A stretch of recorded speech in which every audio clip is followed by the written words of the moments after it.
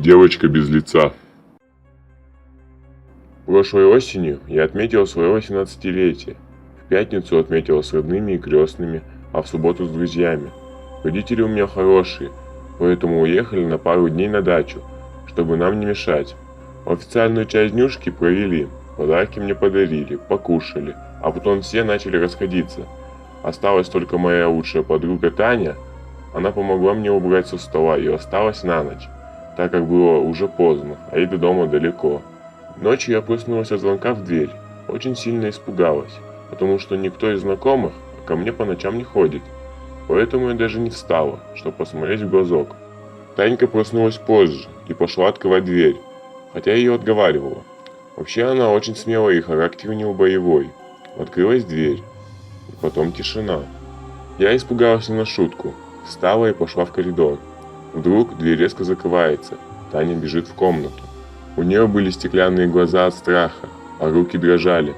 Я спросила, что случилось, но она и двух слов не могла связать. Через минуту с двери снова позвонили. Теперь я была решительно настроена и пошла открывать.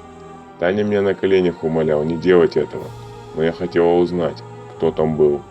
Сначала посмотрела в глазок, но никого не увидела. Подумала, что кто-то балуется, но дверь открыла. Там стояла девочка в розовом сарафанчике, а в руке держала игрушку. Волосы у нее были белые, что очень сильно меня напугало. Я спросила у нее, откуда она здесь взялась, но не услышала ответа. Потом она повернулась. У нее не было лица.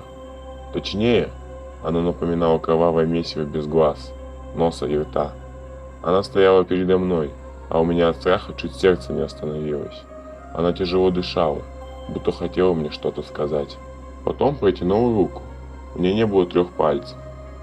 Я сразу же закрыла дверь и упала на пол. Это был шок. Я не понимала, что происходит. Таня подбежала ко мне и помогла встать. Она рассказала мне, что от страха у меня побелело лицо, а руки очень сильно тряслись. В ту ночь мы не смогли уснуть. Просто сидели молча на кухне, пили кофе. В голове у меня до утра мелькали эти страшные кадры. Я не могла в это поверить. В 10 часов утра в дверь позвонила соседка, очень милая женщина. Она беспокоилась за нас, потому что слышала ночью, как несколько раз хлопала наша дверь.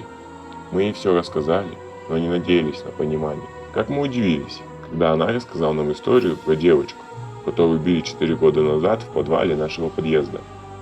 Ее изуродовали до такой степени, что сначала было трудно узнать. Когда приехали родители, мы им все рассказали. Как ни странно, они поверили.